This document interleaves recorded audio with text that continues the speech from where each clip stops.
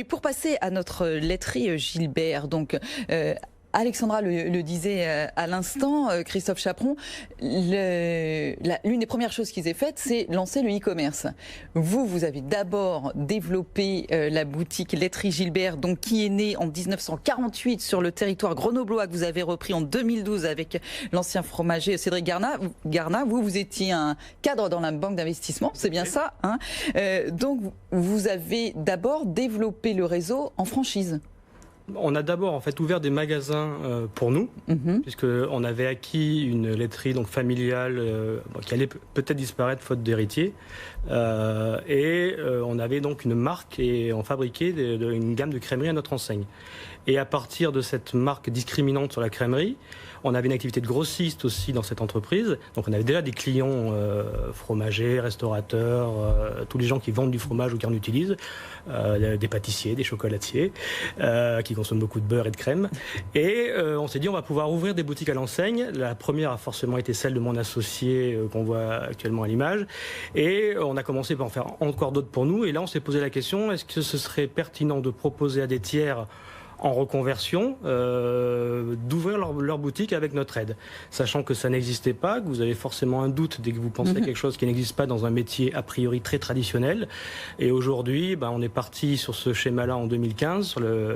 On a ouvert le 15e franchisé il y a quelques mois, donc on a 20 boutiques aujourd'hui, donc on peut arriver à la conclusion qu'il y avait un vrai besoin et que accompagner des gens pour ouvrir des fromageries était une bonne idée. Donc c'est rentable quand on est franchisé, qu'on n'y connaît rien, parce que vous parlez de gens en reconversion, d'ouvrir sa fromagerie laiterie Gilbert. En fait, ce qui est certain, c'est que c'est très facile d'échouer dans des métiers comme ça de bouche, notamment sur le frais, où les erreurs peuvent avoir des conséquences assez rapides. Donc être accompagné, de toute façon, reprendre en étant accompagné est une bonne idée, mais dans certains métiers, il y a une vraie valeur ajoutée, et voilà, on a mis en place un organisme de formation qui pour l'instant est référencé, et on espère arriver à une certification, à avoir une formation qualifiante, mais accompagner les gens, oui, est un gage de succès, et aujourd'hui, on a la prétention de dire que nos franchisés sont nos meilleurs ambassadeurs pour... Vous avez encore des demandes là? Oui, tous les mois, on a une quinzaine de personnes qui se tournent vers nous pour c'est changer de vie, puisque c'est uniquement des gens qui ont eu un parcours professionnel.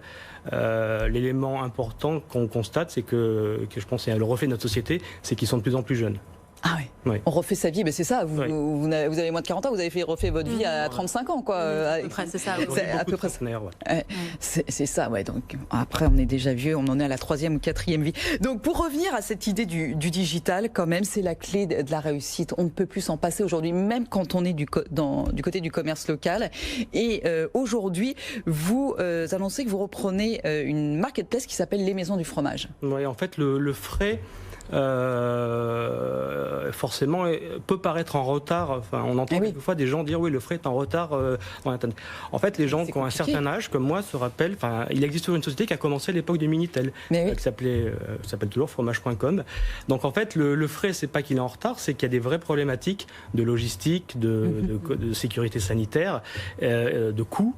Donc aujourd'hui, dans nos métiers, on a deux types de business models. Des gens qui sont partis sur le modèle de la box, qui ont de vrais sujets de rentabilité, et des gens qui se sont dit non, on va faire des marketplaces pour digitaliser un commerce très traditionnel, puisque les 3000 fromagers qui existent en France, dans la tête de tout le monde, il y a l'image d'Épinal, c'est des commerces quand même assez, on va dire, d'un certain âge, on va dire à la papa.